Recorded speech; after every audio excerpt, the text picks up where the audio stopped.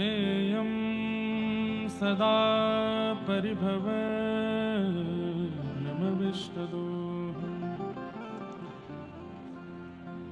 तीर्थास्पदं शिवविरञ्चनुतं शरण्यम् भृत्यार्थिहं प्रणतपाल भवाब्धिपोतम्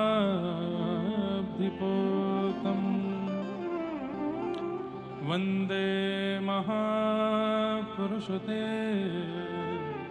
चरणारविन्दम् अस्ति स्वस्तरुणीकराग्रविगलत्कल्पप्रसूनाप्लुतम् वस्तु प्रस्तुतवेणुनादनिहरी निर्वाण निर्व्याकुलम् स्रस्तनिबद्धनी विविनशत्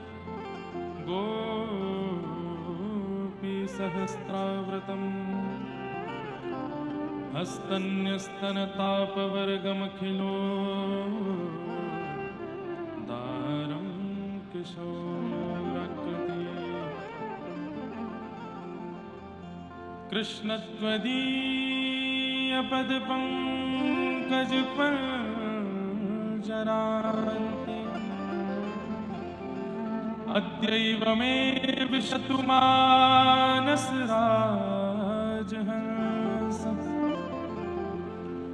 प्राणप्रयाणसमये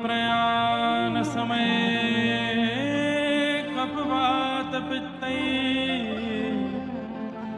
कण्ठावरोधनविधौ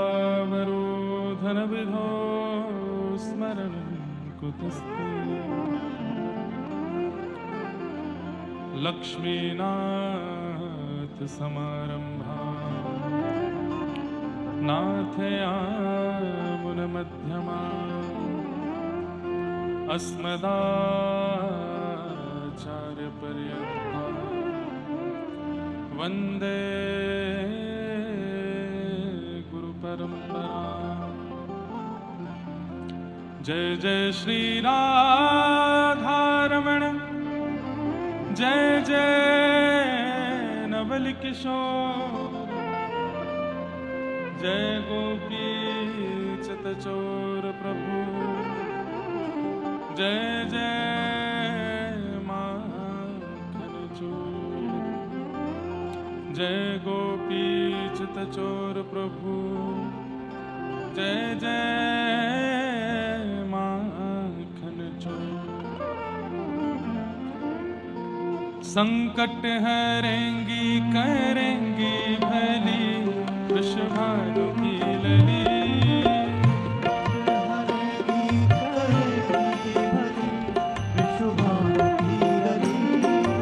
संकट हरेंगी करेंगी भली वृषभानु की लली संकट हरेंगी करेंगी भली वृषभानु की लली तेरो संकट हरेंगी करेंगी भली वृषभानु की लली तेरो संकट हरेंगी करेंगी भली वृषभानु की लली संकट हरेंगी करेंगी भली वृषभानु की लली गाइए हरेंगी करेंगी भली वृषभानु की लली ओ बरसाने वाली तू मेरी सहाय बरसाने वाली तू मेरी सहाय बरसाने वाली तू मेरी सहाय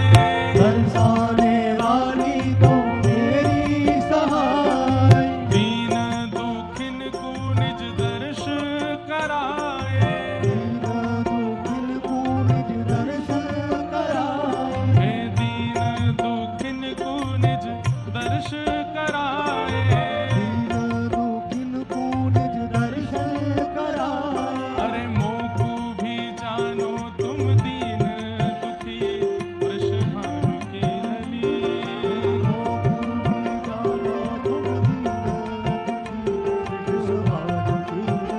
तो तेरो संग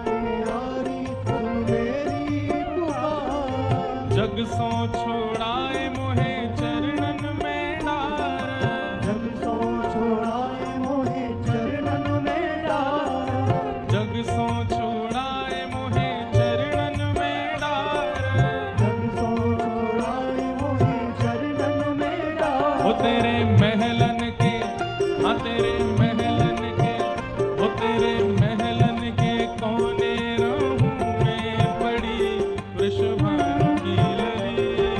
महलन के कोने रहूं मैं पड़ी वृषभानु की लली। ओ तेरो संकट हरेंगी करेंगी भली वृषभानु की लली।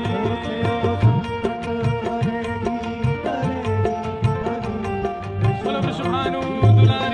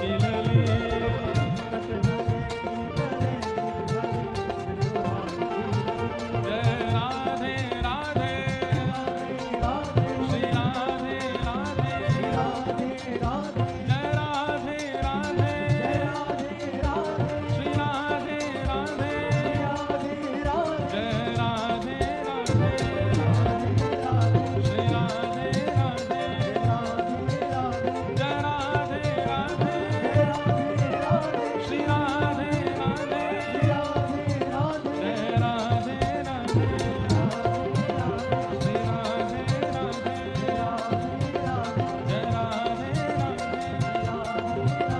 श्री राधे राधे वृषभानु दुलारी श्री कृष्ण प्यारी बरसाने वारी कीरत सुत प्यारी हरिवंश दुलारी हरिदास दुलारी हरिवंश प्यारी हरिदास दुलारी जय राधे राधे श्री राधे राधे जय राधे राधे श्री राधे राधे जय राधे राधे श्री राधे राधे जय राधे राधे श्री राधे राधे जय जय श्री राम जय जय श्री राम जय जय श्री राम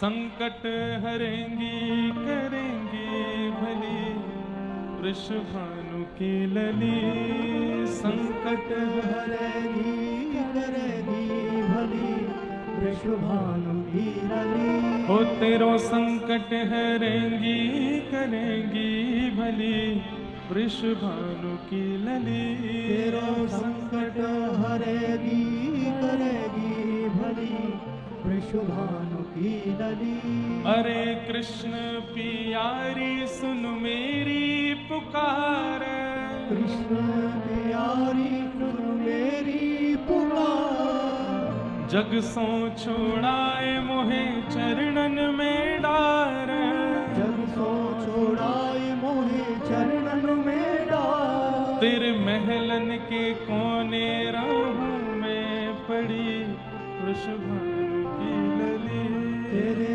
महलन के कोने रहूं मैं पड़ी वृषभानु की लली तेरो संकट हरेंगी करेंगी भली वृषभानु की लली तेरो संकट हरेगी डरेगी भली वृषभानु की लली बोलो वृंदावन बिहारी लाल की श्री राधा रमण लाल की श्री राधा वल्लभ लाल की श्रीमद्भागवत महापुराण की श्री सुखदेव जी महाराज की श्री परीक्षित जी महाराज की सब संतन की सब भक्तन की सब विप्रन की 84 कोस ब्रजमंडल धाम की गिरिराज धरण की गोवर्धननाथ की श्याम सुंदर श्री यमुने महारानी की भाष्यकार शेषावतार श्री रामानुस्वामी जी महाराज की श्री बलकेश्वर महादेव की जय जय श्री नमः पार्वती पतये हर हर महादेव।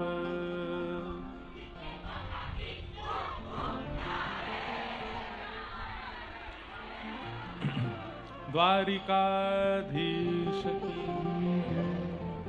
परम मंगल में परात्पर अखिलेश्वर अकारण करुणा वरुणालय भक्तवांछा कल्पतरु तड़िद्वत विनिंदित पीतांबरधारी श्री बालकृष्ण प्रभु की महती अनुकंपा से उन्हीं के पावन पुरुषोत्तम मास में ब्रजमंडल की सीमा और संपूर्ण व्रज और आसपास के क्षेत्रों का केंद्र बिंदु मंडल ये आगरा शहर जहाँ पर बल्केश्वर महादेव की कृपा से, हमारे नागर परिवार के परम स्नेह से और आप सब लोगों के भाव के फलस्वरूप कथा हो रही है। आज कथा का तृतीय दिवस हम लोग प्रारंभ करेंगे। अभी अभी कथा के मध्य में श्रीमद् भागवत एवं राम कथा के बड़े आनंददायक प्रवक्ता एवं आगरा की ही भूमि से सबके मध्य में श्री राघव जी की और अनंत बलवंत श्री हनुमान जी महाराज की प्रेम रस भावना को पहुंचाने वाले परम पूजनीय श्री अरविंद जी महाराज का आगमन हुआ है। महाराज जी को बहुत बहुत वंदन, आपका बहुत बहुत अभिनंदन।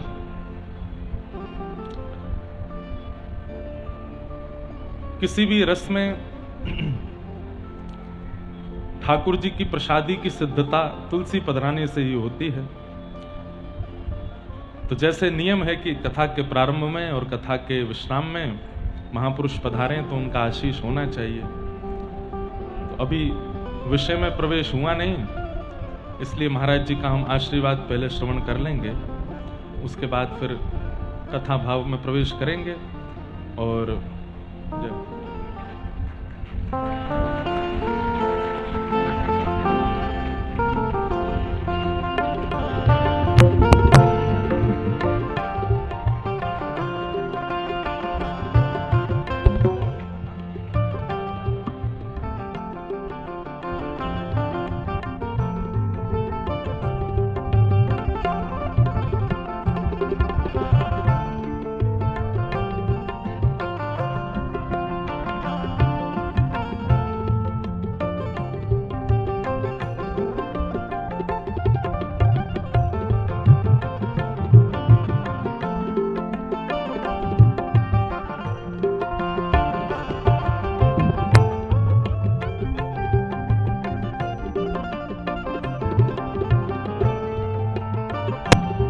शिवादेव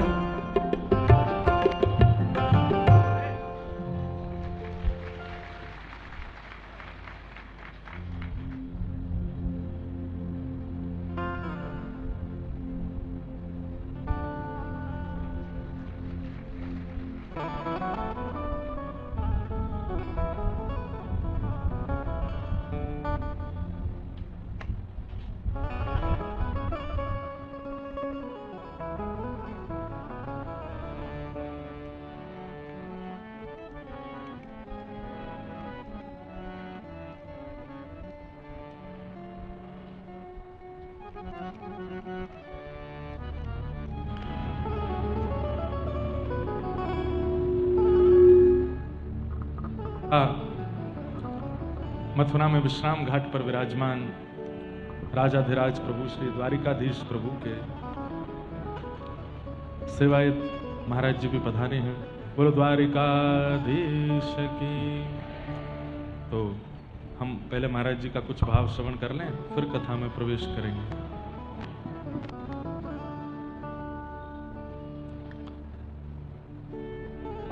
अंजनानंदनं वीरं जानकी शोकनाशनं कपीशमक्षहन्तारं वन्दे लंकाभयंकरं। श्री बल्केश्वरनाथ भगवान की, श्रीमद्भागवत भगवान की, सुखदेव जैसे पूज्य श्री व्यासी महाराज की।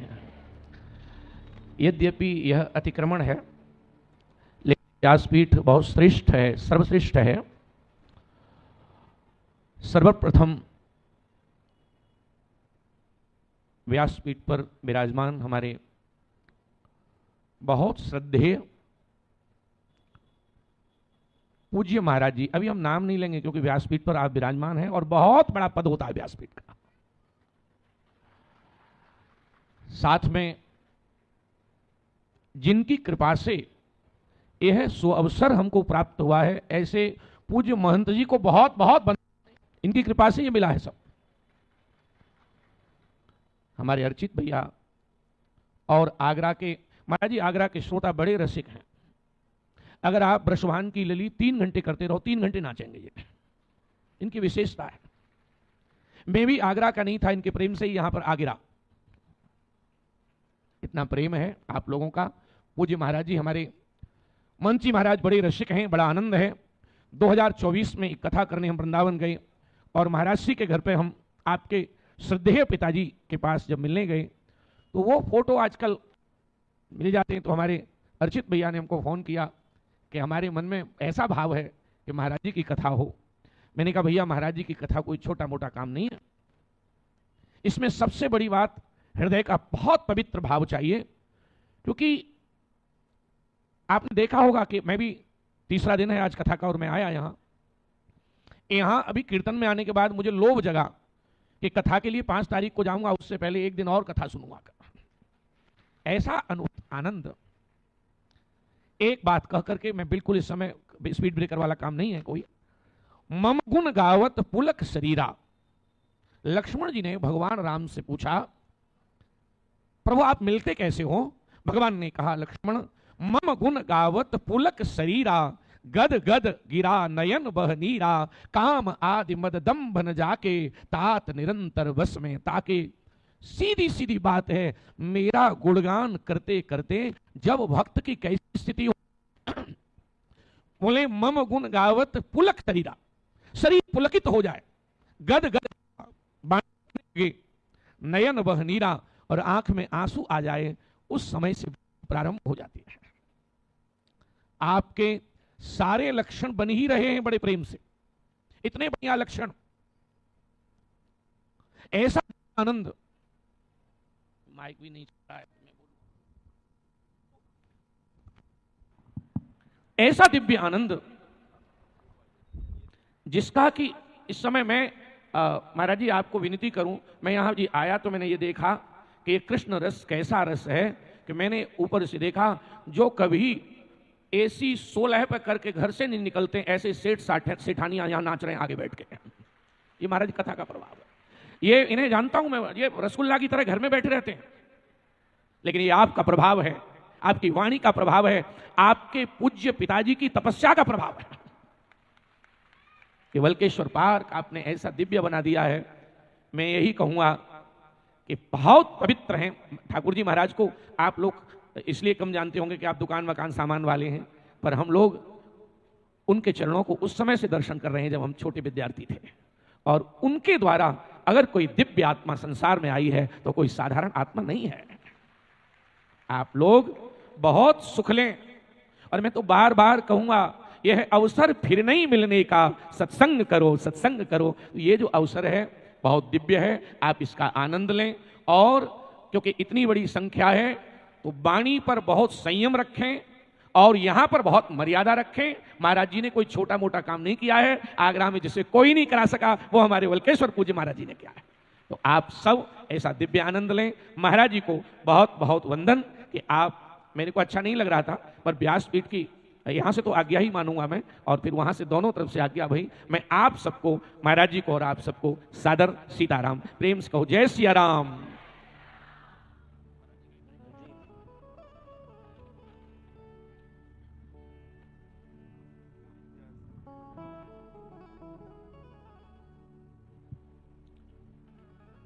बोलो भागवत महापुराण की। मंच पर विराजमान श्रीमद् भागवत राम कथा के परम सरस वक्ता पूज्य श्री अरविंद जी महाराज को बारंबार प्रणाम। विराजमान समस्त विप्रवृंद, समस्त गंधर्वजन और आप सभी श्रोता भाई बंधु मातृशक्ति, सबको जय श्री कृष्ण, जय सिया राम, जय श्रीमन नारायण, जय जय श्री राधे। भैया नैया एक गुरुजी हमको दिख रहे हैं, कोई व्यवस्था करके यहाँ मंच पर वहां से आगे से आ जाएं।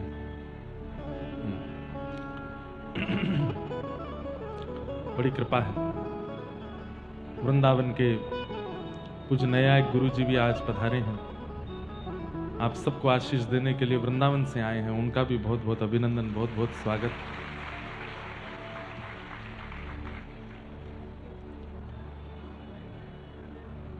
बरसाने वारी तू मेरी सहाय, बरसाने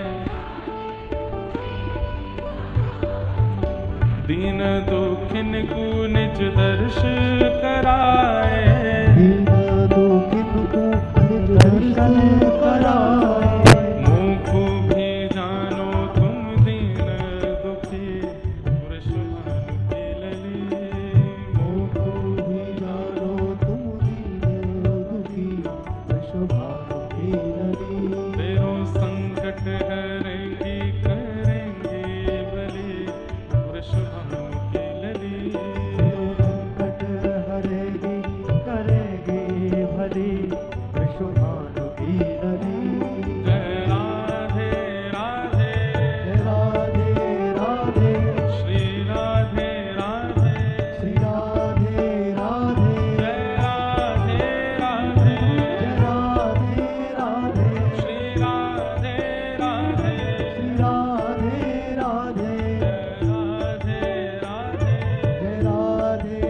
राधे राधे, राधे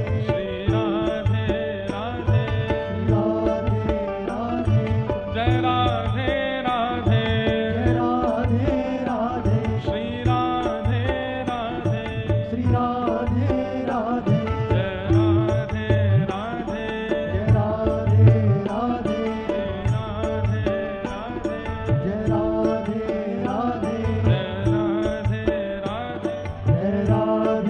राधे, श्री राधे राधे,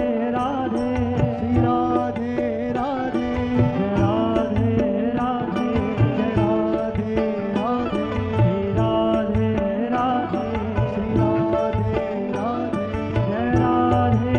राधे, जय राधे राधे,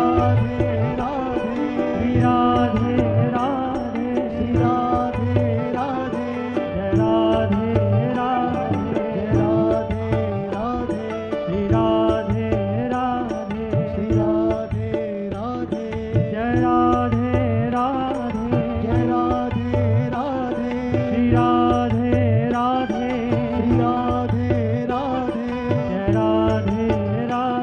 जय राधे राधे, श्री राधे राधे, श्री राधे राधे।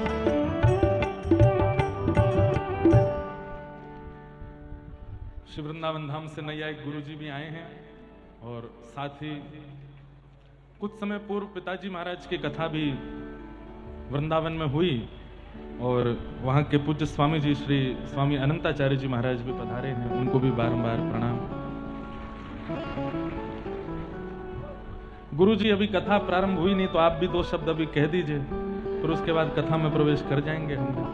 हाँ, गुरु जी की भाषा शुद्ध संस्कृत बोलते हैं, लेकिन आप सब पर कृपा करने के लिए कुछ भाव सुना देंगे और दो शब्द कुछ कह करके फिर कथा में प्रवेश हम लोग करेंगे।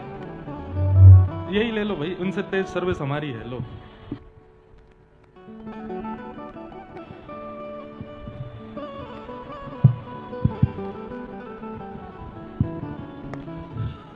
अस्माकं वक्तव्यं भवेत्, ततः पूर्वं स्वामी अनन्ताचार्याः तत्रत्याः युवराजाः एतेषामपि पञ्चक्षणं यावत् वक्तव्यं भवेत्। बोले श्री लक्ष्मी नारायण भगवान की जय। बोले श्री वृंदावन बांके बिहारी लाल की जय। बोले श्रीमद् भागवत महापुराण की जय। यो नित्यमच्युतपदाम्बु युग्मरुक्म व्यामोहतस्तदितराणि तृणाय मेने अस्मद्गुरु भगवतो सदैकसिन्धो रामानुजस्य चरणं शरणं प्रपद्ये। अस्मद्गुरुभ्यो नमः, अस्मत्परम गुरुभ्यो नमः, अस्मत्सर्वगुरुभ्यो नमः। श्रीमते रामानुजाय नमः। लक्ष्मीनाथ समारंभां नाथयामुनमध्यमाम् अस्मदाचार्यपर्यन्तां वन्दे गुरुपरम्परां, वन्दे गुरुपरम्परां, वन्दे गुरुपरम्पराम्। अखिल कोटि ब्रह्मांड नायक परात्पर परब्रह्म श्री लक्ष्मीनारायण भगवान के चरणों में इस दास का कोटि कोटि साष्टांगत प्रणाम। व्यासपीठ के अग्रभाग में विराजमान भगवान श्री कृष्ण की वांग्मय मूर्ति श्रीमद् भागवत जी के चरणों में इस दास का कोटि कोटि प्रणाम। व्यासपीठ पर साक्षात नारायण स्वरूप विराजमान हमारे पूज्य इंद्रेश जी महाराज जी के चरणों में इस दास का कोटि कोटि प्रणाम। मंच पर विराजमान हमारे वृंदावन से पधारे हुए सुप्रसिद्ध न्याय शास्त्र के विद्वान परम पूज्य न्यायिक गुरु जी, परम पूज्य आचार्य जी, उन सभी के चरणों में इस दास का कोटि कोटि साष्टांगत प्रणाम। देखिए, भगवान श्री लक्ष्मी नारायण की प्रत्यक्ष कृपा का दर्शन होता है मनुष्य जीवन का प्राप्त होना। 84 लाख योनियों में नित्य निरंतर भ्रमण करते करते जब भगवान श्री लक्ष्मी नारायण की कृपा जीवात्मा पर होती है तब कहीं जाकर मनुष्य जीवन प्राप्त होता है। गोस्वामी तुलसीदास जी लिखते हैं, बड़े भाग्य मानुष्तन पावा सुरदुर्लभ सद ग्रंथ निगावा। यहाँ भी गोस्वामी तुलसीदास जी ने बड़े भाग्य के लिए कहा है, बड़े भाग्य की बात कही है। जिसका बहुत बड़ा भाग्य होता है उसे यह मनुष्य जीवन प्राप्त होता है। और आप सब बहुत सौभाग्यशाली हैं कि इस मनुष्य जीवन को प्राप्त करके आज आप श्रीमद् भागवत जी का श्रवण महाराज श्री जी के मुखारविंद से कर रहे हैं। देखिए, बड़ा भाग्य कब बनता है? जब हम अच्छे कर्म करते हैं, और अच्छे कर्म करने के लिए धर्म का ज्ञान होना अति आवश्यक है। देखिए, आहार निद्रा भय मैथुनम च सामान्य वेतद पशुभिद नराणाम धर्मो हि तेषाम अधिको विशेषो धर्मेण हीना पशुभिद समाना। देखिए, 4 गुण जो हैं वो पशु और मनुष्य में सामान्य रूप से पाए जाते हैं। आहार मनुष्य भी लेता है, पशु भी लेता है। निद्रा मनुष्य भी लेता है, पशु भी लेता है। भय मनुष्य को भी लगता है और पशु को भी लगता है। और संतान उत्पत्ति मनुष्य भी करता है और पशु भी कर लेता है। तो जब चारों गुण मनुष्य और पशु में एक समान है तो ऐसा कौन सा गुण है जो कि मनुष्य को पशु से भिन्न करता है? तो मनुष्य के पास केवल एक ही ऐसा गुण है और वो है धर्म। जो पशु होता है वो धर्महीन होता है और जो मनुष्य होता है वह धर्मयुक्त होता है। लेकिन धर्म के बारे में हमें ज्ञान कहाँ से प्राप्त होता है? धर्म के बारे में ज्ञान हमें मात्र शास्त्रों को पढ़ लेने से नहीं होता या सुन लेने से नहीं होता। जब तक आप अपने आचार्य, अपने गुरु की शरण में, सन्निधि में उनकी नहीं जाएंगे, संपूर्ण शरणागति उनके चरणों में नहीं करेंगे, तब तक आपको धर्म का ज्ञान नहीं हो पाएगा। इसीलिए अपने आचार्य को हमेशा भगवान के समान भगवत स्वरूप ही समझना चाहिए। दास क्योंकि रामानुज संप्रदाय में दीक्षित है तो हमारे संप्रदाय में आचार्यों को भगवान के समान ही माना जाता है। तो संपूर्ण शरणागति अपने आचार्य की सन्निधि में, उनके चरणों में होनी चाहिए। श्री आलवंदार स्तोत्र को श्री रामानुज संप्रदाय में स्तोत्र रत्न कहा गया है। और इसी आलवंदार स्तोत्र में श्री यामुनाचार्य स्वामी जी शरणागति के लिए एक बहुत ही सुंदर श्लोक लिखते हैं और भगवान से कह रहे हैं, न धर्मनिष्ठोस्मि न चात्ववेदी न भक्तिमांस्तव चरणारविंदे अकिंचनो नन्यगति शरण्य त्वत्पाद मूलम शरणम प्रपद्ये। कि हे प्रभु, हम कर्मयोग, ज्ञान योग और भक्ति योग तीनों में ही असमर्थ हैं, इसीलिए हम आपके चरणों की शरण लेते हैं। मुझे धर्म के बारे में भी कोई ज्ञान नहीं है। जो लोग कहते हैं ना, हमें धर्म के बारे में ज्ञान नहीं, हमारा पूजा पाठ में ध्यान नहीं लगता, हमें ध्यान में बैठने में दिक्कत आती है, तो उन्हीं के लिए खाली ये श्लोक आप ठाकुर जी के सामने खड़े होकर हाथ जोड़कर पूरे भाव से बोलिए, ठाकुर जी आपकी प्रार्थना जरूर सुनेंगे कि मैं धर्म के बारे में मुझे कोई ज्ञान नहीं है, ना ही मैं बहुत ज़्यादा ज्ञान वाला हूँ, वेद शास्त्रों का भी मुझे कोई ज्ञान नहीं है। और हे प्रभु, आपके चरण कमलों में मेरी कोई भक्ति भाव भी नहीं है। लेकिन हे प्रभु, अकिंचन, इसीलिए मैं अकिंचन हूँ, मैं कुछ भी नहीं हूँ। अकिंचनो नन्य गति, लेकिन मैं ये जानता हूं कि आपके सिवा मेरी कोई दूसरी गति भी नहीं है, अर्थात आपके सिवा मेरा कोई दूसरा रक्षक भी नहीं है। इसलिए हे शरणागत वत्सल भगवान, मैं आपके चरणों में अपनी शरणागति करता हूं और आपके चरणों को ही एकमात्र अपने कल्याण का आधार मान करके वहां पर आश्रय लेता हूं। तो इसीलिए अपने आचार्य, अपने गुरु के प्रति आपका भगवत भाव होना चाहिए, तभी आपका कल्याण हो पाएगा। और आप बहुत सौभाग्यशाली हैं कि आज आप श्रीमद् भागवत कथा का श्रवण हमारे पूज्य नरेश जी महाराज जी से कर रहे हैं, जो कि साक्षात विनम्रता और सरलता की मूर्ति हैं। ये इसके लिए कोई व्याख्या करने की जरूरत नहीं है, ये तो आप सब लोग जानते ही हैं। इसी के साथ ही अपनी वाणी को, अपनी वाक पुष्पांजलि को श्रीमद् भागवत जी के चरण कमलों में, महाराज श्री जी के चरण कमलों में और पूज्य गुरुदेव और आचार्यों के चरण कमलों में समर्पित करते हुए अपनी वाणी को विराम देता हूं। जय श्रीमन नारायण। बिना वेंकटेशम ननाथो ननाथ, सदा वेंकटेशम स्मरामि स्मरामि। हरे वेंकटेश प्रसीद प्रसीद, प्रियं वेंकटेश प्रयाच प्रयाच। अहं दूरतस्ते पदाम्भोजयोग्म, प्रणामे चयागत्य सेवां करोमि। सकृत् सेवया नित्य सेवा फलं त्वं प्रयाच प्रयाच। प्रभो वेंकटेश प्रभो वेंकटेश प्रभो वेंकटेश। कारंकारमलौकिकाद्भुतमयं मायावशात् संहरन्, हारं हारमपीन्द्रजालमिव यः कुर्वन् जगत् क्रीडते तं देवं निरवग्रह स्फुरदभिध्यानानुभावं भवं विश्वासैकभुवं शिवं प्रतिनमन् भूयाशन्त्येष्वपि दोर्भिर्युक्तैश्चतुर्भिस्फटिकमणिमयी मक्षमालां दधाना हस्तेनैकेन पद्मं सितमपि च शुकं पुस्तकं चापरेण पाशं वीणां मुकुन्दस्फटिकमणिनिभा भासमाना समाना सा मे वादे च तथ्यं निवसतु वदने सर्वदा सुप्रसन्ना।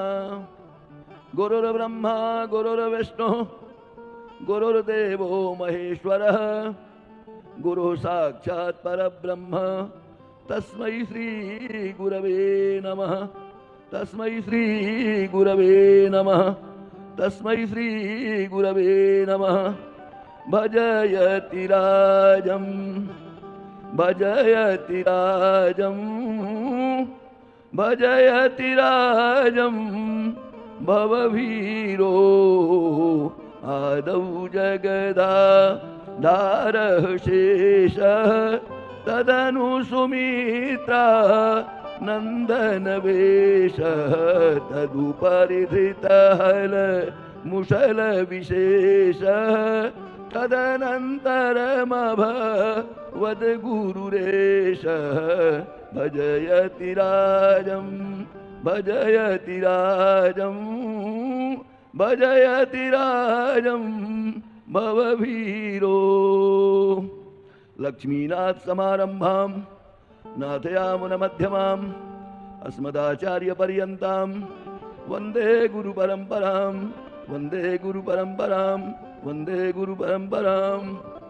अखिल कोटि ब्रह्मांड नायकाः लीला पुरुषोत्तमाः ब्रजेन्द्रचन्द्राः नन्दनन्दनाः यशोदानन्दवर्धनाः स्वकीयया अनादि आह्लादिन्या शक्त्या मात्रा श्री राधया अंबिकया सहिताः श्री वृंदावनाधीश्वराः भगवन्तः श्री बांके बिहारिणः त एव आचार्य श्री इंद्रेश उपाध्याय नाम आराध्याः गिरधरलाल जी महाराजाः तेषामेव गिरधरलाल महाराजानां प्रत्यक्ष कृष्ण एव हि अनया पंक्त्या साक्षात् वाङ्मय स्वरूपाः व्यासपीठोपरि विराजमानाः श्रीमद्भागवत महापुराण जी महाराजाः साक्षात् कृष्ण स्वरूपाः परमहंसाचार्याः शुकाचार्याः व्यासं वसिष्ठनप्तारं शक्तेः पौत्रमकल्मषं पराशरात्मजं वन्दे शुकदातं तपोनिधिं व्यासाय विष्णुरूपाय व्यासरूपाय विष्णवे नमो वै ब्रह्मविदये वासिष्ठाय नमो नमः।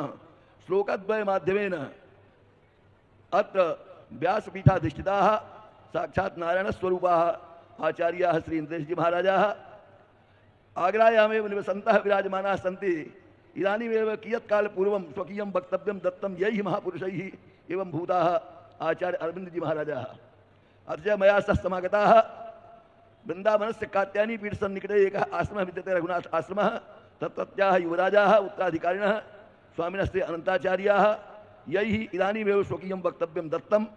अस्माकं वाम भागे विराजमानाः अस्माकं पुत्रस्य श्वशुराः मम सम्बन्धिनः कुशीनगरतः समागताः।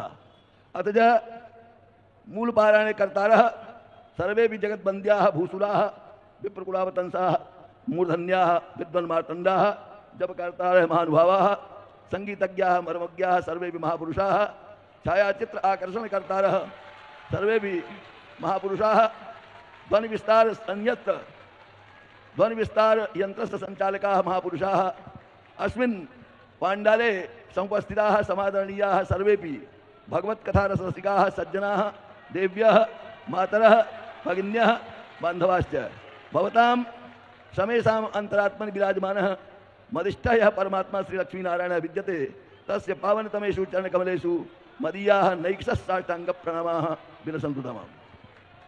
घबराइए नहीं, ये संबोधन था संस्कृत में, मैं हिंदी में ही बोलूँगा। अभी अभी आप लोगों को आगरा निवासी वृंदावन के मलुक पीठ के स्वामी जी श्री राजेंद्र दास देवाचार्य जी के द्वारा दीक्षित अरविंद जी महाराज के वक्तव्य को श्रवण करने का शुभ अवसर प्राप्त हुआ। उसके बाद मेरे मंच पर आने पर कात्यायनी पीठ के सन्निकट वृंदावन में अगर किसी ने कात्यायनी पीठ में माता कात्यायनी का दर्शन किया होगा तो उसके पास में ही एक संगमरमर की बहुत विशाल बिल्डिंग है जिसका नाम है रघुनाथ आश्रम। वहां के उत्तराधिकारी स्वामी अनंताचार्य जी हैं जिनका भी अभी वक्तव्य हुआ है।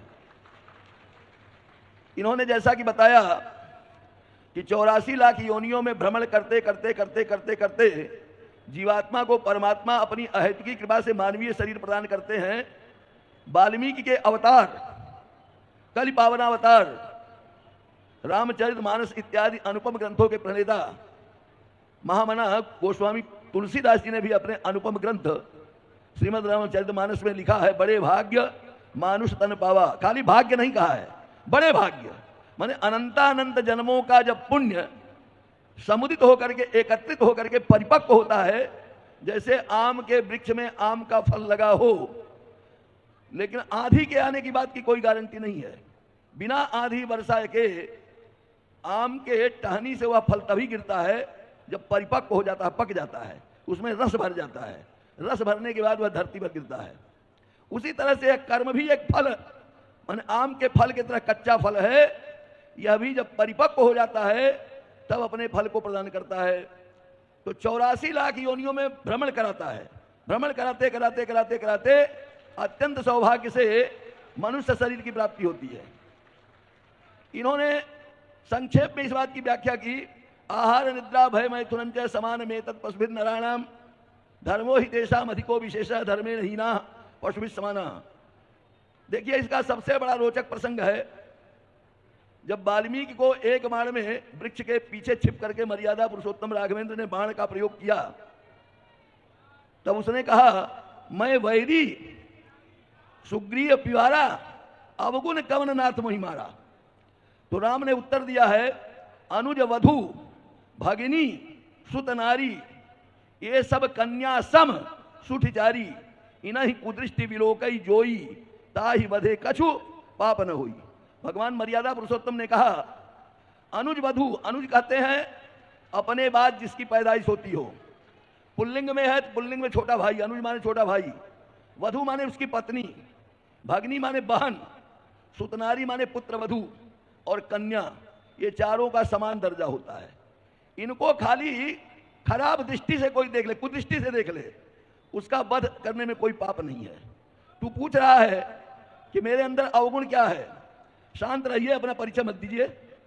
हम नैयायिक हैं, बोलना जानते हैं, अपने शांति का परिचय दीजिए। तो इनका वध करने में किसी भी प्रकार का कोई पाप नहीं है। उसने भी चालाकी की, कहा यह धर्मशास्त्र का उपदेश मनुष्यों के लिए धर्मशास्त्र बने हैं। लूम लांगूल विशिष्ट पशु भवती, जिसको रोंवा हो शरीर में और पूंछ हो वह पशु कहलाता है। मैं वानर हूं, मेरे ऊपर आपका धर्मशास्त्र नहीं चलेगा। अनुज वधु भगनी सुतारी, क्योंकि बाली का जो छोटा भाई सुग्रीव था उसकी पत्नी को जबरदस्ती छीन करके अपने पास रख लिया था। वो तो अपनी जान बचाने के लिए पर्वत में छिप करके रह रहे थे जहां चंद्रमा ऋषि के साप के कारण नहीं जाता था बाली। तो भगवान ने कहा ऐसी बात है, मतलब तुम पशु हो इसलिए तुम्हारे ऊपर यह मेरा फार्मूला नहीं लागू होगा। तो भगवान ने कहा तूने क्या समझ करके मुझसे कहा, मैं वैरी सुग्रीव पियारा अवगुण कवन नाथ मोहि मारा। नाथ शब्द का प्रयोग तूने किया है, क्या समझ के प्रयोग किया है? तुझको यह मालूम है यदा यदा ही धर्मस्य ग्लानिर्भवति भारत अभ्युत्थानम धर्मस्य तदात्मानं सृजाम्यहम् परित्राणाय साधूनां विनाशाय च दुष्कृतां धर्म संस्थापनार्थाय संभवामि युगे युगे। ये श्रीमद् भगवद गीता में अर्जुन को उपदेश देते समय कृष्ण ने कहा है, उसी का अनुवाद गोस्वामी जी ने रामचरितमानस में किया है। जब जब होई, एक एक शब्द पर ध्यान दीजिएगा, जब जब होई धर्म के हानि बाढ़ असुर अधम अभिमानी तब तब धरी प्रभु विविध शरीरा हरहि कृपा निधि सज्जन पीरा। भगवान ने कहा मेरा अवतरण कब होता है? जब जब धर्म जो है नष्ट होने लगता है, धर्म की हानि होती है, असुरों की वृद्धि हो जाती है, राक्षस लोग बढ़ने लगते हैं, अधम कोटि के लोग बढ़ने लगते हैं, बहुत बड़े बड़े अभिमानी और महाभिमानी पैदा होने लगते हैं। तो उन्होंने कहा मैं इसमें कौन हूं? मैं कोई असुर हूं? मैं तो वानर हूं। मैं कोई अधम हूं? मैं कोई अभिमानी हूं? मैं कोई महाभिमानी हूं? मैं कोई अतिशय अभिमानी हूं? उन्होंने कहा तू सब कुछ है। कैसे? एक बात बता, जब मैंने सुग्रीव को कहा कि जाकर के आधी रात को ललकारो, मैं ब्रह्मा के वर को मान्य करने के लिए बाण छिप करके मारूंगा, नहीं ब्रह्मा या कोई भी ऐसा वर अभी तक पैदा ही नहीं हुआ ब्रह्मांड में जो राम के बाण को रोक सके। लेकिन अगर हम मर्यादा का हनन करेंगे तो मर्यादा पुरुषोत्तम का अवतार मेरा बेकार हो जाएगा, इसलिए मुझे छिप करके बाण का प्रयोग करना पड़ा। अब रही बात, जब तू आधी रात को गर्जना करके सुग्रीव को मारने के लिए दौड़ा तो तेरी पत्नी ने तेरा पैर पकड़ा था और पैर पकड़ करके कहा था, नाथ आप सुग्रीव को मारने जा रहे हैं, सुग्रीव अपने बल पर नहीं आया है, अयोध्या के राजा दशरथ के 2 पुत्र राम और लक्ष्मण के बल पर आया है। और वो कैसे हैं? कालहु जीत सकहि संग्रामा। काल भी, जिस काल के वशीभूत आप सभी लोग हैं, हम भी हैं, वह काल भी सामने खड़ा हो जाए तो उसको भी संग्राम में धराशायी करने में समर्थ है राम। अखिल कोटि ब्रह्मांड नायक है। लेकिन इसके बावजूद भी अपने पत्नी को तूने पैर मारा, लात मारा, और लात मार के कहा था चल पीछे। मूढ़ तो ही अतिशय अभिमाना, तू अतिशय अभिमानी है। नारी शिखामन करस न काना, अपनी पत्नी की शिक्षा को तूने कान में नहीं रखा। मम भुज बल आश्रित तहि जानी, मेरे भुजाओं के बल का आश्रय लेकर के सुग्रीव ने तुझे ललकारा था, मारा चाहसी महाअभिमानी, तो उसको मारना चाहता था। जब देख लिया अब इनके आगे मेरी चातुरी नहीं चलेगी तो शरणागत हो गया। जब शरणागत हो गया तो भगवान चाहे कृष्ण हो, चाहे राम हो, चाहे नारायण हो, शरणागत वत्सल है। उन्होंने कहा अब तेरा प्राण हरण नहीं करूंगा, तो जिंदा रह। कहना जन्म जन्म मुनि यतन कराही, अंत राम मुख आवत नहीं। जन्म जन्मांतर तक तपस्या करके, भजन करके, पूजा करके, योग करके, उपासना करके, अनुष्ठान करके लोग प्रयास करते हैं कि जिस समय प्राण का उत्सर्ग होने लगे उस समय मुख से राम नाम निकले, कृष्ण नाम निकले, नारायण नाम निकले, लेकिन आ नहीं पाता है, कंठ अवरुद्ध हो जाता है। आज राम मरते समय हमारे सामने हैं, इस अवसर को नहीं खोऊंगा। तो ठीक है जा, साकेत धाम तुझे भेज रहा हूं। कहे लेकिन एक वर मांगता हूं। क्या मांगते हो? कहे सुग्रीव को मैंने बहुत मारा है, उसके साथ बहुत अन्याय किया है, ये मेरा पुत्र अंगद, कहीं इस अंगद को न मारे सुग्रीव, इसलिए इसको शरणागत कर लीजिए। यह तनय ममसम विनय बल प्रभुदास अंगद कीजिए। अंगद का हाथ पकड़ा करके प्राण का उत्सर्ग किया है और दिव्य विमान में बैठ करके साकेत धाम को गया है।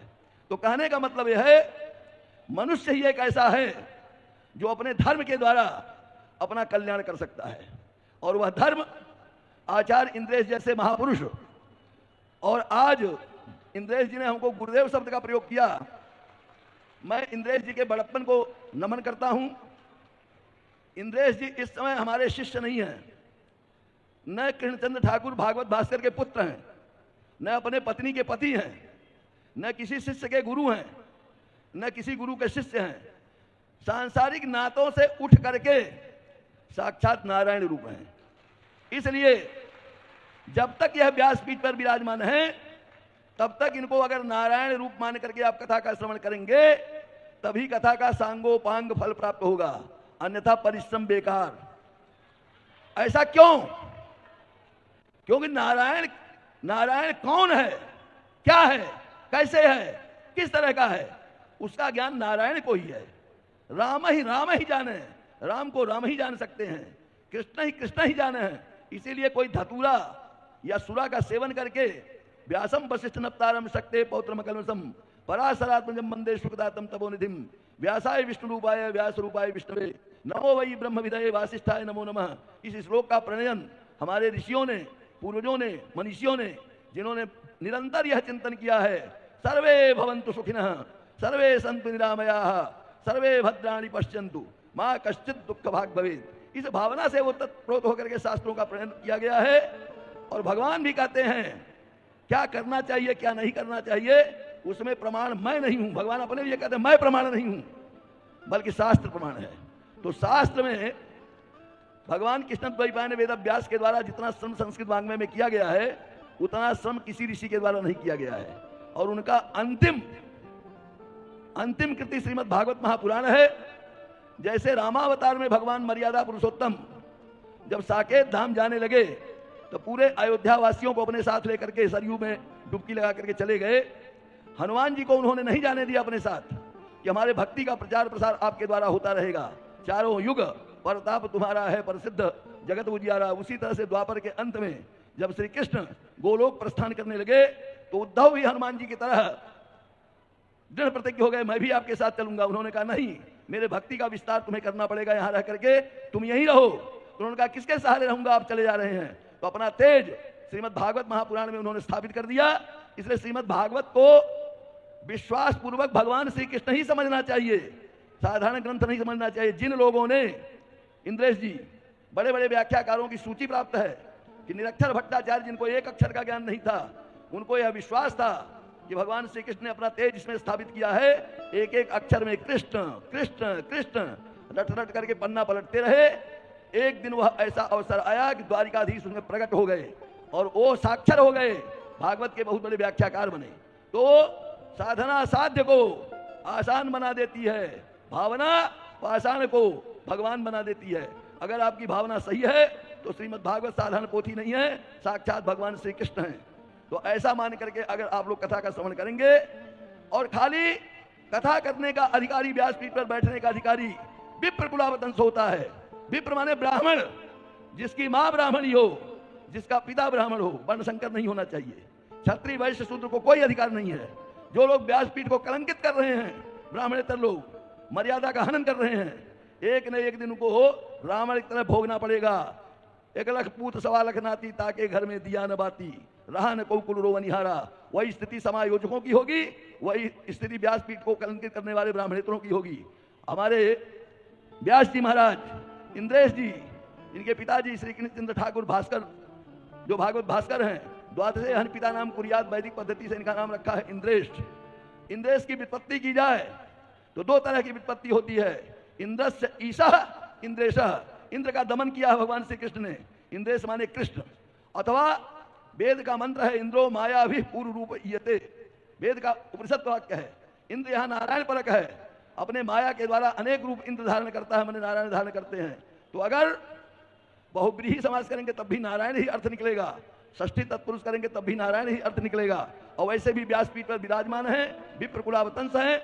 जो लोग कहते हैं गृहस्थ को अधिकार नहीं है, क्योंकि श्रीमद् भागवत के माहात्म्य में, शांत रहिए, श्रीमद् भागवत के माहात्म्य में लिखा हुआ है विप्रो वैष्णवो विरक्तो। तो यहाँ विरक्ति का मतलब ये नहीं है जटाजूट बढ़ा ले, तिलक बढ़ा ले, मुंडन करा ले, मठाधीश बन जाए, वही विरक्त है। विरक्त का मतलब होता है विशेषे परमात्मनि रामे कृष्णे नारायणे व रक्त विरक्त है। जो गृहस्थ आश्रम में भी रह करके भगवान नारायण के चरणों में अनुरक्त है, वही विरक्त है। हमारे ठाकुर जी, इंद्रेश जी, गिरधर लाल जी के चरणों में अनुरक्त हैं, इसलिए विरक्त हैं। और ऐसे इंद्रेश जी महाराज जो नारायण रूप हैं, कृष्ण रूप हैं, इनके चरण कमलों में मैं प्रणाम करता हूं। मंचस्थ समस्त विद्वानों को प्रणाम करता हूं, आप सभी को भी प्रणाम करता हूं, क्योंकि आप लोगों की अंतरात्मा में परमात्मा विराजमान है।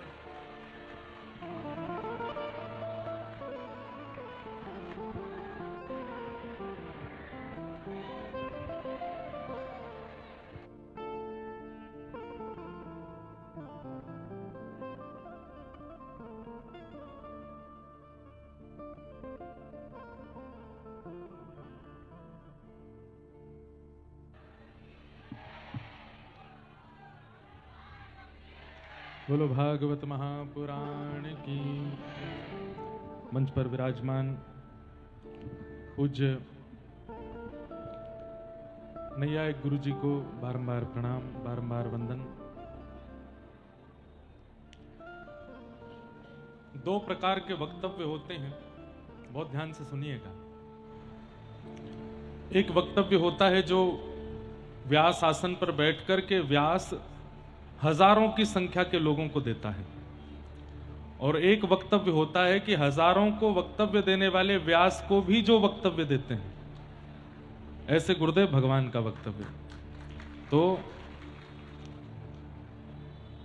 हम जो कहते हैं वो आप लोगों के लिए है, लेकिन गुरु जी जो यहां बैठ करके बोल रहे थे वो अक्षर सब कुछ वो हमारे लिए था, वो हमारे समझने के लिए, हमारे सुनने के लिए। कभी भी किसी भी वक्तव्य के बीच में प्रयास कीजिए कि वो समझिए क्या कहना चाह रहे हैं। बीच में असमय पर जब ताली बजा देते हैं, असमय पर जब हम हल्ला करने लगते हैं, उससे क्या होता है? वक्तव्य का जो स्वरूप है, जो वक्ता के चित्त में प्रकट हो रहा है, वो कहीं ना कहीं ओझल हो जाता है और उसका बहुत बड़ा अपराध लगता है। हम कथा वक्ता हैं, इसलिए हमें समझ में आता है कि जब वक्तव्य देते हैं तो मन में कितनी भावनाएं प्रकट होती हैं और उस बीच में विक्षेप। इसलिए तो कथा के प्रारंभ में आचार्यों की वाणी सुन रहे हैं कि अगर प्रवाह एक बार प्रारंभ हो जाए तो बीच में फिर उसका अवरुद्ध ना हो। तो गुरुदेव अभी बोल रहे थे, वो बहुत अच्छी अच्छी बातें, ऐसे ऐसे नवीन प्रसंग जो शायद आपने नहीं सुने होंगे, उन सब भावों को कह रहे थे। कभी भी किसी भी महापुरुष की वाणी सुनते हैं, थोड़ा ध्यान लगाया कीजिए, थोड़ा कानों को, मन बुद्धि को खोल करके श्रवण किया कीजिए कि वे बोल क्या रहे हैं। अब दो प्रकार के वक्तव्य और होते हैं, ठीक करो भैया इसको। एक वक्तव्य होता है जिसमें सब कुछ खोल करके समझा दिया जाता है, और एक वक्तव्य होता है जहां केवल इशारा किया जाता है, समझना आपको पड़ेगा। तो हम जैसे बालक जब बोलते हैं तो सब कुछ खोल करके बोल देते हैं, लेकिन आप जैसे आचार्य जब बोलते हैं तो केवल इशारे में बोलते हैं। समझने की जिम्मेवारी हमारी होती है, उसको समझो। समझदार को इशारा काफी। तो इसलिए ये कभी भी किसी का भी वक्तव्य होता है तो ध्यान से सुना कीजिए, वे कह क्या रहे हैं, वे बोल क्या रहे हैं, उनका उद्देश्य क्या है, उनकी भावना क्या है, और उससे हम सीख क्या रहे हैं। तो आज नैयायिक गुरु जी भी पधारे, साथ ही हमारे परम पूज्य श्री अरविंद जी महाराज भी पधारे, रघुनाथ आश्रम के पूज्य स्वामी श्री अनंताचार्य जी महाराज पधारे। सब आचार्यों के चरणों में बारंबार प्रणाम करते हैं, बारंबार वंदन करते हैं। आप सबको जय श्री कृष्ण।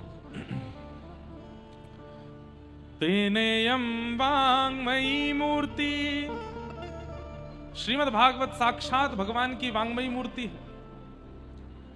वाङ्मयी मतलब शब्दमयी।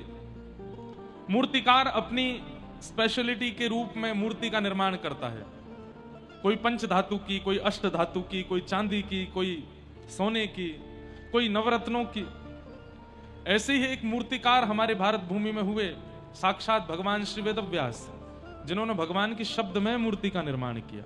श्रीमद् भागवत तिरोधाय प्रविष्टोयम श्रीमद् भागवतार्णवम। भगवान साक्षात श्रीमद् भागवत के रूप में ही विद्यमान है, इन्हीं में ही प्रवेश कर चुके हैं। इसलिए कलिकाल में यदि भगवद अनुभव करना है तो भागवत जी को साक्षर श्रवण करना पड़ेगा। और तत्श्रवण प्रपठन विचारण परो भक्त्या विमुच्चेन्नर। सुनो, पढ़ो और विचार करो, चिंतन करो, मनन करो। सब लोग इधर देखिए, ध्यान से कथा सुनिए। साक्षात भगवान का वाङ्मय विग्रह है। अपने जीवन की सबसे पहली कथा हमने 2015 में की थी, श्री द्वारिका धाम में। और संदर्भ तो बहुत सारे हैं, लेकिन उस कथा में मैंने एक कथा अपने पूज्य नाना जी से सुनी थी, वही हम आपको सुनाते हैं। काशी में एक विद्वान रहते थे, बचपन से ही विद्वान थे, और संस्कृत अध्ययन करने के बाद में व्यक्ति को यदि सबसे ज्यादा अध्ययन करने में आनंद आता है तो वो श्रीमद् भागवत को। जैसे बालक पढ़ना सीख जाए तो उसको कहानियां पढ़ने में अच्छा लगता है, गाना सीख जाए तो उसको कविताएं गाने में और गाने गाने में सुख मिलता है। ऐसे ही व्यक्ति जब संस्कृतज्ञ बन जाता है, उसको संस्कृत समझ में आने लगती है, संस्कृत बोलने लग जाता है, तो उसको भागवत जी पढ़ने में बहुत आनंद आता है। श्रीमद् भागवत जी के श्लोक, उनकी व्याख्या, उनकी व्युत्पत्ति, उनके विषय को समझना, पढ़ना, उसी में खेलते रहने में बहुत सुख मिलता है। तो ऐसे ही काशी के बहुत अच्छे विद्वान थे। भागवत जी में उनको इतनी रुचि हो गई, बाल्यकाल से ही भागवत जी पढ़ना शुरू किया। और ऐसे पढ़ने लगे जैसे आजकल के बच्चों को एडिक्शन है फोन का, फोन देखने का, यूट्यूब चलाने का। उसमें कुछ मैं तोता बच्चे यही देखते रहते हैं, एक मोटा हाथी और क्या क्या है वो सब बच्चों को यही। अच्छा, इसमें बच्चों की बिल्कुल गलती नहीं है, बुरा नहीं मानिएगा, कई लोग मुझे कोसेंगे, इसमें गलती पूरी माता पिता की है। आपने बालक को भागवत जी दी ही नहीं है, फोन दिया है इसीलिए वो फोन के आदी में है। आप बाल्यकाल से ही उसको भागवत जी प्रदान करोगे तो उसके आदी होगा। कई बच्चे मुझे देख के बड़ा अच्छा लगता है, हम घर जैसे जाते हैं तो हमको देख के बोलते हैं जगन्नाथ चकाने ना आ गए, ये जगन्नाथ चकाने ना आए हैं। हम इसीलिए कई सारे भाव गाते हैं ताकि आजकल के बच्चों को जो सुनाया जा रहा है वो सुनाया ना जाए, वो सुनाया ना जाए, ये सुनाया जाए जो सुनना है। कोई कहते हैं राधा गोरी गोरी आ गए, कोई कहते हैं जगन्नाथ चकानैन आ गए, चटक मटक ठाकुर आ गए, ऐसे बोलते हैं। जय जय आ गए, जय जय। तो काशी के विद्वान भागवत जी पढ़ने में उनकी बड़ी रुचि हो गई, और उस रुचि का परिणाम ऐसा कि उम्र बढ़ती जा रही है, लेकिन वो भागवत जी को छोड़ते ही नहीं है। पूरे दिन कभी घर के कोने में बैठ के, छत पर बैठ करके एकांत में मित्रों से खेलने जाते हैं, मित्र खेलते रहते हैं, वो एकांत में बैठ के पढ़ते रहते हैं। घर के लोगों ने कहा बढ़िया संस्कृत पढ़ाई हमने इसको, बढ़िया विद्वान बनाया, ये तो पूरे दिन भागवत जी पढ़ता रहता है, चलो एक काम करो इसका ब्याह कर देते हैं, पत्नी घर में आवेगी, अकल ठिकाने लगा देगी। हमारे भारत में कई विवाह तो अकल ठिकाने लगाने के लिए ही किए जाते हैं, ये सत्य बात है। अच्छा, इसका मतलब अकल ठिकाने लगती भी होगी ब्याह होने के बाद। हमारी तो पहले से ही ठिकाने पे थी, इसलिए कुछ करने की आवश्यकता नहीं पड़ी।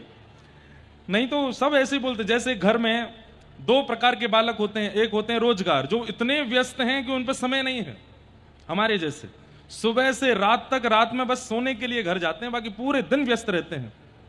और एक बालक होते हैं वो कुछ नहीं करते, पूरे दिन बेरोजगार, घर पे ही पड़े रहते हैं। माँ अब पराठे बना दो, आज पनीर बना दो, रात में मटर पनीर बना दो, पूरे दिन खाती रहते हैं। दोनों के लिए माता पिता पर एक ही निधान है, अतिशय व्यस्त बालक कमाने खाने लग गया है तो उसके लिए क्या करेंगे, अब इसका ब्याह करो, अब तो कमाई होने लग गई, अब तो खाने लगा, अब तो करने लगा, ब्याह करो।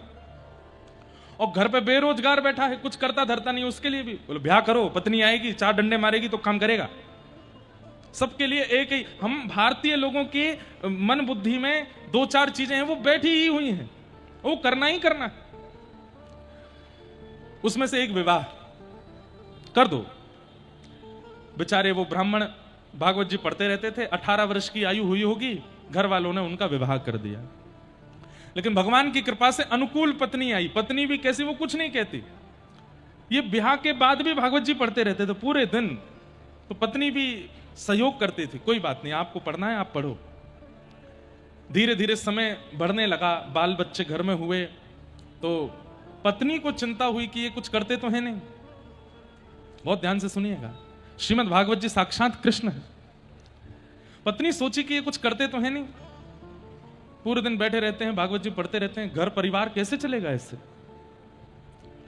तो पत्नी ने योजना बनाई कि आपकी आज्ञा हो, अनुमति हो तो आप तो घर में रहिए, भागवत जी पढ़िए, मुझे आज्ञा दे दीजिए, मैं आसपास के घरों में कुछ बच्चों को पढ़ाने चले जाऊं, किसी घर में भोजन बनाने चली जाऊं, छोटे बच्चों की ध्यान रखने के लिए दाई मां बन के चली जाऊं, कुछ आमदनी होगी तो घर चल जाएगा, आपकी आज्ञा हो तो।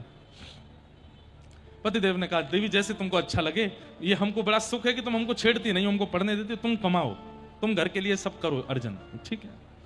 पत्नी घरों में जाती है, बच्चों को संभालती है, भोजन बनाती है, आदि आदि कार्य करती है, उससे जो वेतन आता उससे घर चलता है।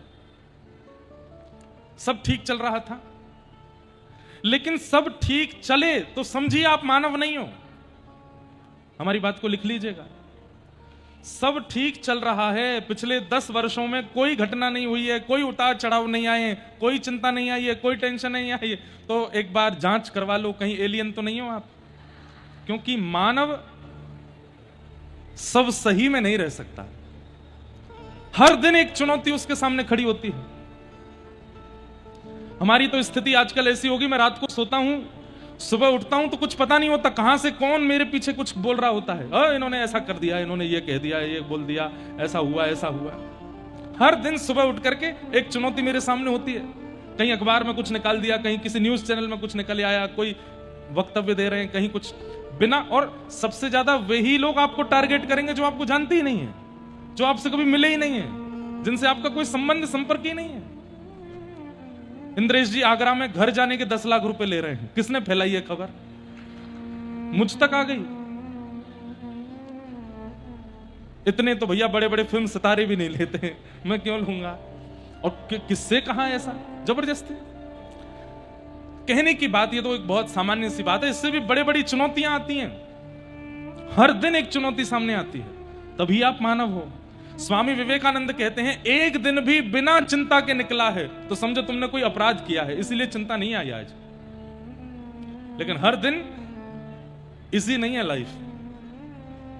घर वालों को संभालना है, मित्रों को संभालना है, अपनों को संभालना है, परायों को संभालना है और स्वयं भी संभल करके चलना है। आजकल उल्टा हो गया है, चिंता आते ही व्यक्ति चिता देखने लगता है। चिंता आते ही उसको लगता है कि एक ही शॉर्टकट है, क्या? आत्महत्या कर लो। नहीं, आपको पता है दुनिया में सबसे बड़ा पाप यदि कोई है तो वो आत्महत्या। 2000 वर्ष के लिए प्रेत योनि में जाना पड़ता है जो व्यक्ति अपनी आत्महत्या कर लेता है। और प्रेत योनि का मतलब समझ रहे हैं? जिसको नरक में भी जगह नहीं मिलती उसको प्रेत बनाया जाता है। सोचिए कितना अभागा है, कितना दुर्भाग्यशाली है कि नरक में भी जगह नहीं मिल रही इसलिए प्रेत बनना पड़ा। और प्रेत योनि में इतना कष्ट होता है, इतना। ये पिक्चरों के भूत प्रेतों को देख के इंस्पायर मत हुआ करो, कितने सुखी हैं, उड़ करके कहीं भी पहुंच जाते हैं, कहीं भी बैठ जाते हैं। बहुत कष्टदायी होती है प्रेत योनि। तो मैं पूरी बात इसलिए कहने लगा कि हर दिन जीवन में चुनौती आती है और उस चुनौती का सामने करने वाला ही मानव कहलाता है। उस चुनौती से भागने वाला, शॉर्टकट अपनाने वाला, उससे निकल करके बचने वाला, वो मानव नहीं है। और मानव होगा लेकिन ठाकुर जी के लिए प्रिय नहीं होता। वो ठाकुर जी को वही प्रिय लेता है जो धनुष उठावे, बाण लगावे और जहां भगवान लेकर के चले, युद्ध करके महाभारत युद्ध को जीत जाए।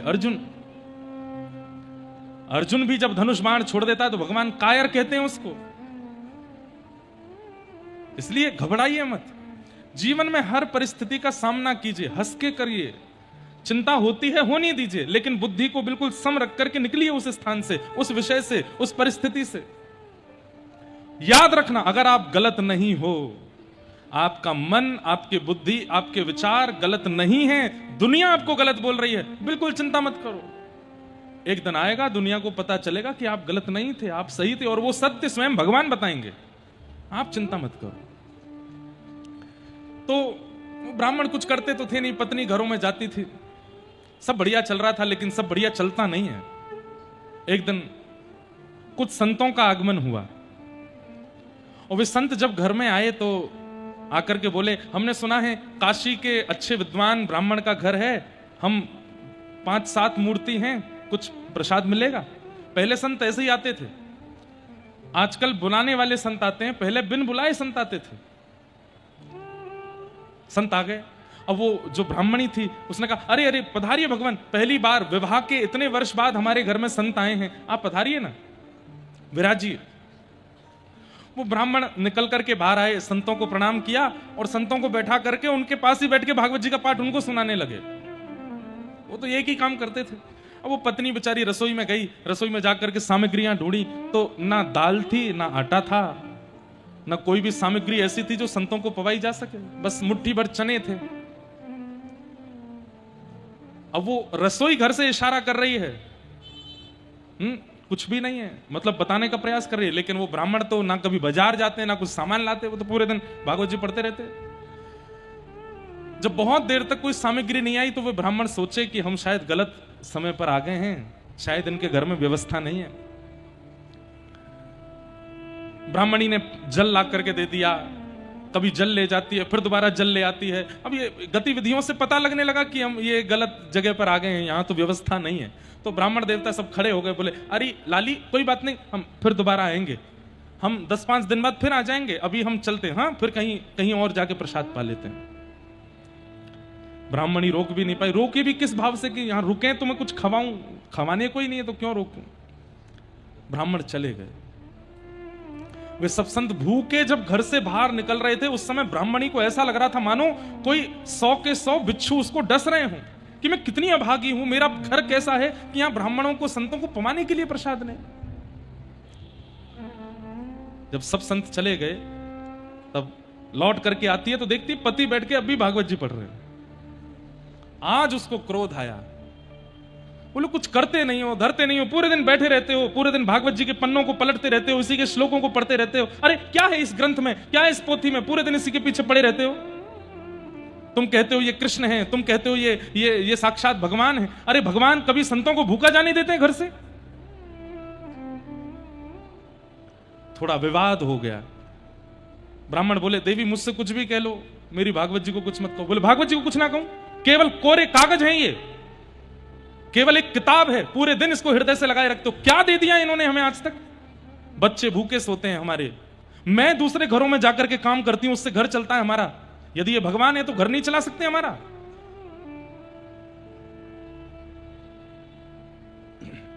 देवी तुम ज्यादा निंदा करोगी तो मैं भागवत जी की निंदा नहीं सुन पाऊंगा, मैं घर छोड़ के चला जाऊंगा। बोले चले जाइए, आपके घर में रहने का कोई औचित्य भी नहीं है, ना घर चलाते हो, ना मेरा ध्यान रखते हो, ना बच्चों का ध्यान रखते हो। ऐसे ऐसे कौन से पति होते हैं, पूरे दिन भागवत जी में घुसे रहते हो, निकल जाओ घर से बाहर। क्रोध में बोल दिया। ब्राह्मण भागवत जी के ग्रंथ को हृदय से लगा करके रोते हुए घर से चले गए और गंगा जी के तट पर जाकर के अहो बकीयम स्तन कालकूटम जिघांक्षया पाययदप्य साध्वी लेभे गतिम धातृचितां ततोन्यम कंबा दयालुं शरणं ब्रजेमा। ब्राह्मण देवता कहने लगे हे भगवान, बकासुर की बहन बकी यानी कि पूतना अपने पयोधरों में विष लगा करके आपको मारने के लिए आई थी और आपने उसके पयोधर का पान करके उसको मार के कौन सी गति प्रदान की? वैकुंठ में जो यशोदा मैया की गति होनी चाहिए वो गति आपने पूतना को प्रदान की। आप इतने दयालु, आपसे बड़ा दयालु कौन? अरे हमें कोई अपशब्द कहने वाला आ जाए, हम उठा करके अपने पिता की गद्दी पर बैठाएंगे ना? हमें मारने का कोई षड्यंत्र करने लगे, हम अपने मां के स्थान पर उसको बैठा देंगे? कभी नहीं। ये तो भगवान है। पूतना कालकूट विष लगा करके पयोधर में पिलाने आई और भगवान ने उसको मार करके वैकुंठ में यशोदा मैया की गति पर बैठा दिया। कहते हैं कि जब पूतना आई थी तो भगवान ने अपने नेत्र बंद कर लिए। अनेक भाव बताए जाते हैं, उसमें एक भाव यह भी है कि भगवान नेत्र बंद करके वैकुंठ पहुंच गए और वैकुंठ में जाकर के सब वैकुंठ के लोगों से बोले तैयारी करो तैयारी करो। बोले क्या बात है? बोले कोई आने वाला है। अच्छा, सब लग गए जगह संभालने में। और जहां पर भी कोई भक्त वैकुंठ जाता है उसके लिए एक नियुक्त स्थान होता है, वो स्थान ठाकुर जी ही नियुक्त करते हैं। तो एक नया भवन खोल दिया। ठाकुर जी बोले नहीं, इस भवन में नहीं, हमारी यशोदा मैया कालांतर में जिस भवन में आके विराजेंगी वो भवन कहां है? बोले वो तो वहां है। बोले उसको खोलो, उसमें आएंगी। बोले यशोदा मैया तो अभी नहीं आने वाली। बोले यशोदा नहीं आने वाली है, पूतना आने वाली है। वैकुंठ के लोग भी सिर पकड़ के बैठ के बोले पूतना यहां रहेगी यशोदा मैया के भवन में? बोले हाँ। बोले हम उसको यही गति प्रदान करेंगे। वैकुंठ के लोग सब भगवान के चरणों में गिर गए। बोले आपसे बड़ा दयालु कौन हो सकता है नाथ? इसी श्लोक को याद करते हुए ब्राह्मण रोने लगे और बोले बकासुर की बहन पूतना को आप यशोदा मैया की गति दे सकते हो नाथ, मेरी पत्नी वो अभी आपके रूप को जानती नहीं है। वो आपको किताब कह रही है, पोथी कह रही है, पन्ना कह रही है, अक्षर कह रही है। हे नाथ, मैंने आज तक इतने भागवत जी के पाठ किए हैं, इन सबकी कृपा का एक ही फल दे दीजिए कि आपकी महिमा मेरी पत्नी को पता चले। और ऐसा कहकर के जब रोने लगे तो बंधुओं, ठाकुर जी से सब सहन होता है लेकिन अपने प्रेमी भक्त के नेत्र के आंसू सहन नहीं होते। और वो भी कब? जब उनकी याद में रोया जाए। अपनी पीड़ा से रो रहा है, अपने विषाद से रो रहा है, अपनी दिक्कतों से रो रहा है, तब कोई बड़ी बात नहीं। लेकिन कोई उनको याद करके रो रहा है, इसलिए रो रहा है कि मैं वृंदावन क्यों नहीं जा पा रहा, इसलिए रो रहा है कि मैं कथा में क्यों नहीं पहुंच पा रहा, इसलिए रो रहा है कि मैं अपने ठाकुर की सेवा क्यों नहीं कर पा रहा। ठाकुर जी को उस व्यक्ति का रुदन सहन नहीं होता। फिर आपको पता नहीं चलता है लेकिन किसी ना किसी अज्ञात रूप में ठाकुर जी उस समय आकर के आपका स्पर्श कर लेते हैं जब आप उनकी याद में रोते हो। और एक बात कहूं, माला का नाटक हो सकता है, तिलक का नाटक हो सकता है, परिक्रमा का नाटक हो सकता है, सुबह मंगला करने का भी नाटक हो सकता है। एकमात्र भक्ति में विरह है जिसका नाटक नहीं हो सकता। विरह तो वास्तविकता से प्रकट होता है, विरह वास्तविकता से प्रकट होता है। कोई षड्यंत्र करके या कोई योजना बना करके रो नहीं सकता। इसलिए श्रीमद् भागवत जी के 10वें स्कंद में जब भगवान अंतर्ध्यान हो गए, गोपियों ने गोपी गीत गाया, तब भी ठाकुर जी सोच रहे हैं कि अभी परखूं तो सही इनके चित्त का मान दूर हुआ कि नहीं। लेकिन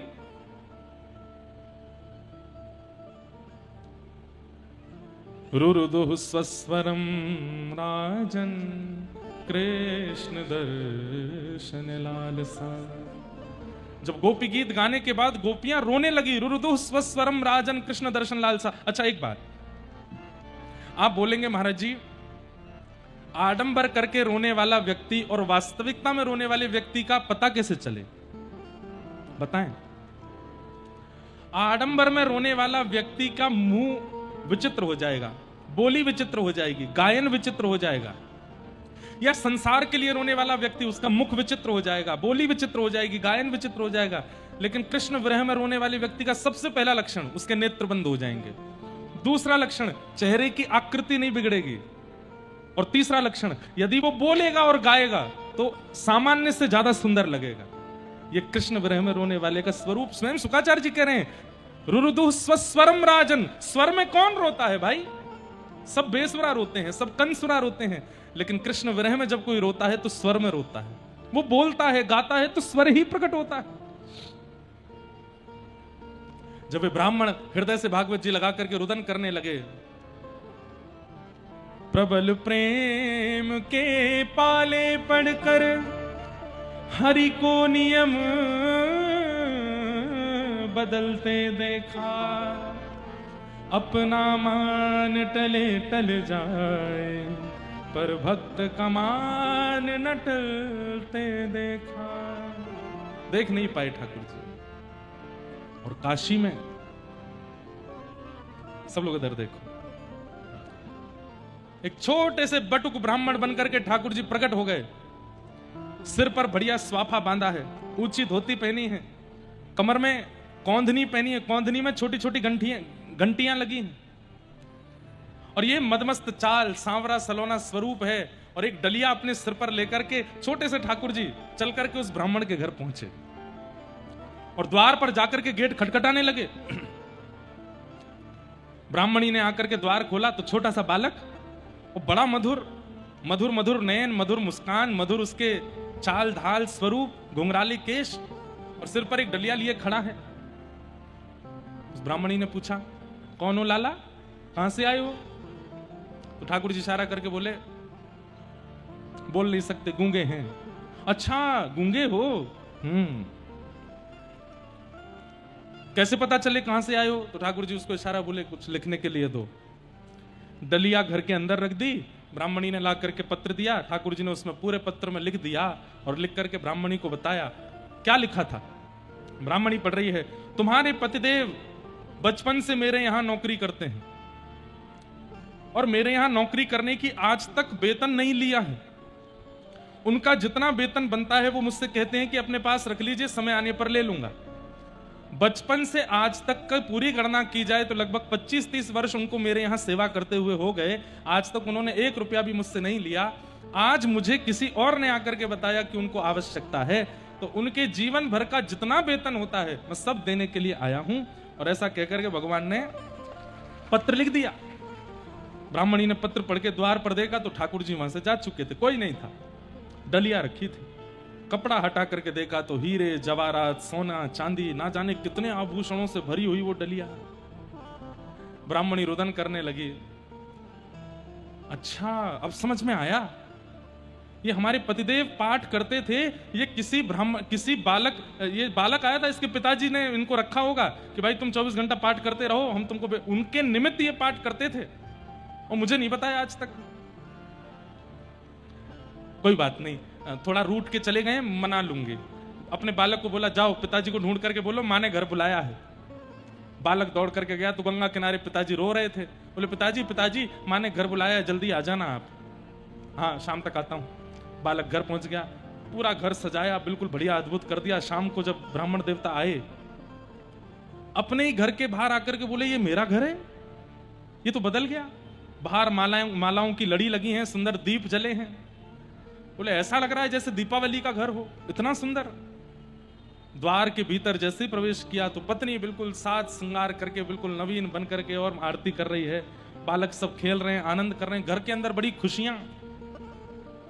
पतिदेव बोले, ऐसा क्या हो गया जो इतना सब कुछ? सुबह भी पूजा हुई थी हमारी, तो दोबारा से पूजा हो रही है, क्या हो गया? देवी इतनी प्रसन्न क्यों हो? क्या बात है?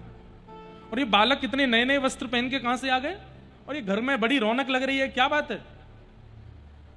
पत्नी बोली आज तुम्हारी चोरी पकड़ी गई इसलिए। बोले चोरी कौन सी चोरी? बोले बचपन से आज तक इतना बड़ा तुम काम करते आए थे और किसी के यहां मजदूरी करते थे, हमको बताया नहीं। ये मजदूरी का ही पाठ पूरे दिन घर में चलता रहता था। आज तुम्हारे सेठ जी आए थे, और सेठ जी नहीं, सेठ जी का बेटा आया था। बोले कौन से सेठ जी, कौन सा बेटा, कौन सी मजदूरी, क्या बोल रही हो?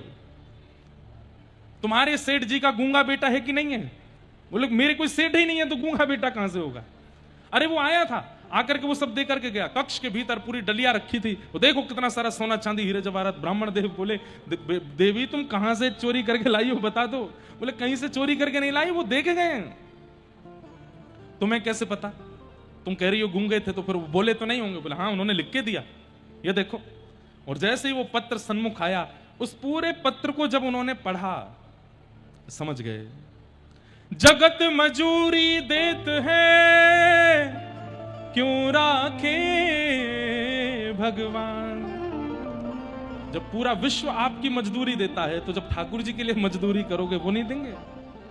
समझ गए कि इन शब्दों में सेठ कोई और नहीं है, इन शब्दों में मजदूरी कुछ और नहीं है। सेठ भगवान है, मजदूरी भागवत जी का पाठ है, और आज उसी का वेतन देने के लिए आए हैं। और देखने के एक क्षण बाद वे सारे अक्षर अंतर ध्यान हो गए, और जिस वेशभूषा में ठाकुर जी उस ब्राह्मण के घर आए थे वही स्वरूप उस पन्ने पर प्रकट हो गया। ठाकुर जी ऐसे करके खड़े हैं और मधुर दर्शन दे रहे हैं। पत्नी को समझाया, कोई और नहीं थे, साक्षात गोपाल जी आए थे, और वही सब देखे। उस दिन के बाद से पत्नी ने भी नियम ले लिया, वो भी ब्राह्मण देवता के सन्मुख बैठ करके भागवत जी का पूरा पाठ सुनने लगी। और एक समय आने पर संपूर्ण परिवार एक साथ भगवान के वैकुंठ धाम में विराजमान हुए। ऐसी भागवत जी साक्षात कृष्ण है, साक्षात कृष्ण है, भगवान का वांग्मय स्वरूप है। और इन वांग्मय स्वरूप को समझने की सामर्थ्य हम में ऐसे गुरुजनों से आती है, ऐसे गुरुजन ही हमको सिखाते हैं। इसलिए सौभाग्य है कि आज ऐसे आचार्य चरण पधारे। निगम कल्प तरोर गलितम फलम सुख मुखाद्रमित द्रव संयुतम पिबत भागवतम